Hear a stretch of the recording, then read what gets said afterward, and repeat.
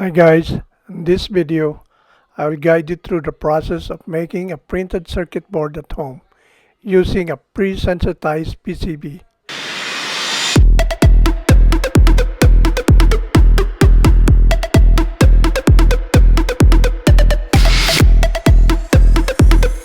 Here are the things needed for making the PCB.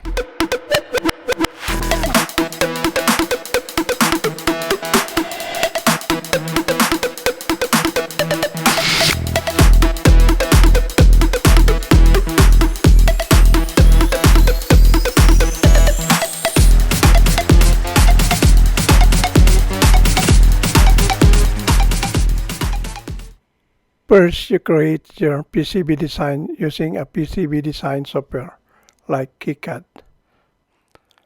When you're done designing your PCB, now it's time to print. Print your PCB design onto a transparency film or on tracing paper using a laser printer or an inkjet printer.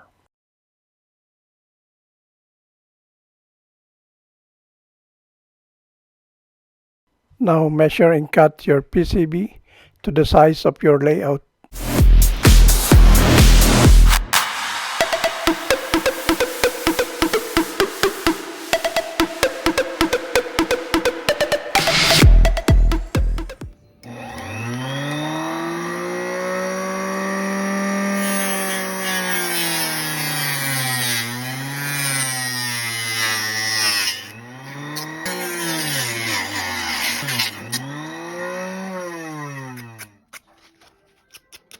Now clean the edges of the board so that it will have a good contact with the layout.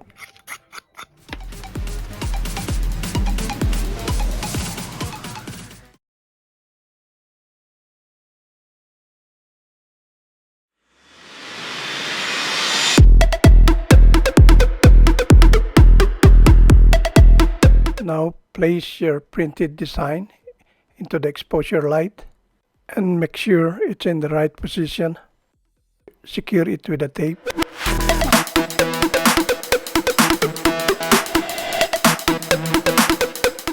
Now remove the protection film of the photoresist board.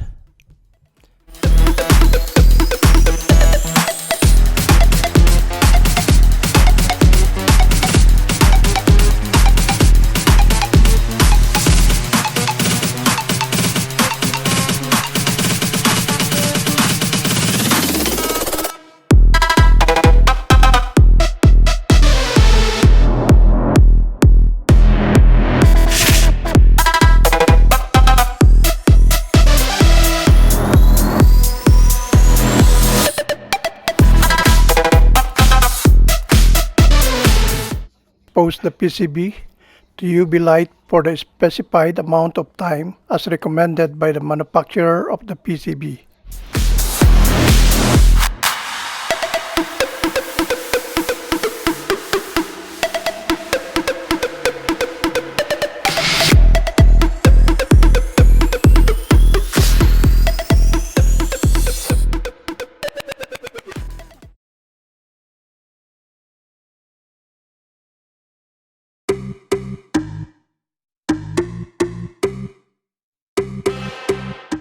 Now we develop the PCB until the layout is clear.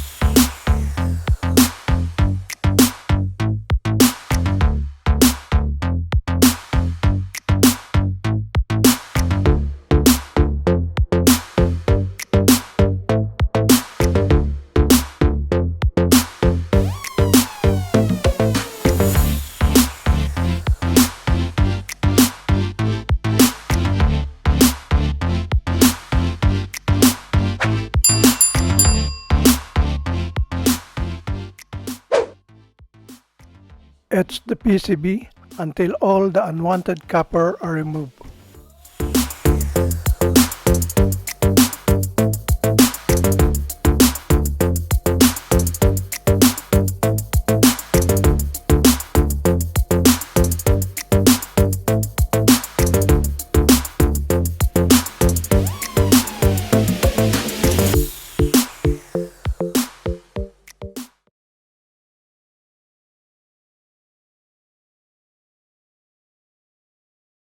Now drill the PCB with a drill press or with an ordinary drill.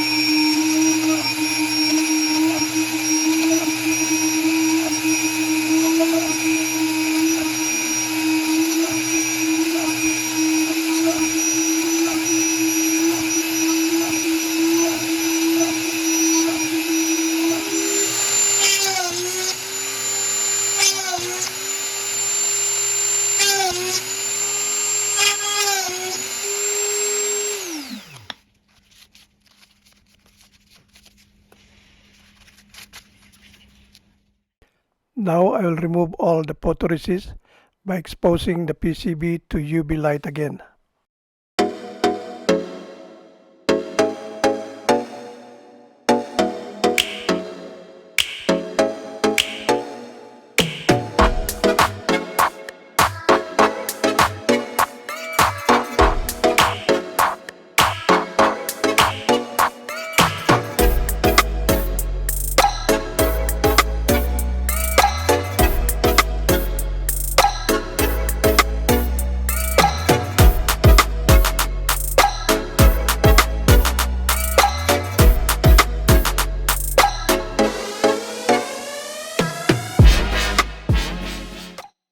Now clean the board with alcohol and remove all the photoresist on the board.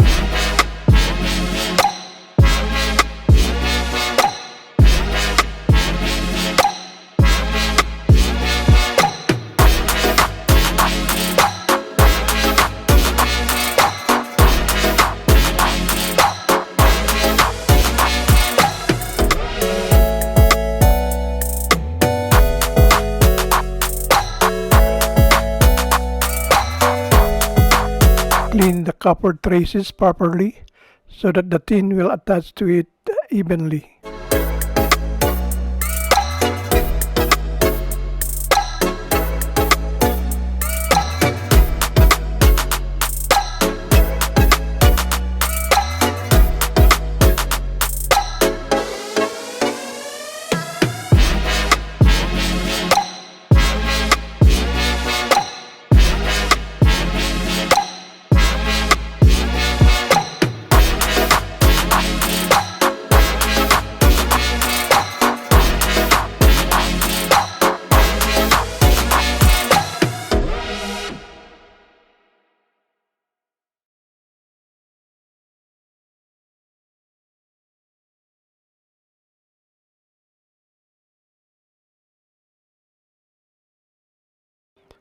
Now apply a tin to the PCB using a liquid tin for 5 minutes.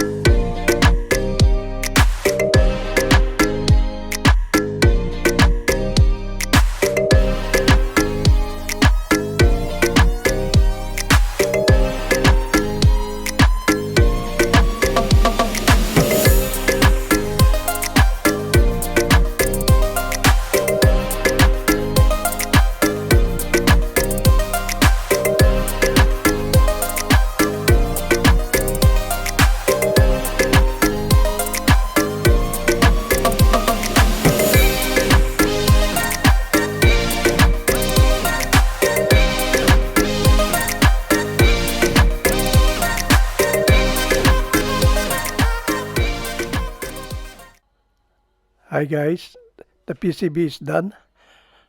If you like this video, leave your comment below and subscribe to have more videos like this.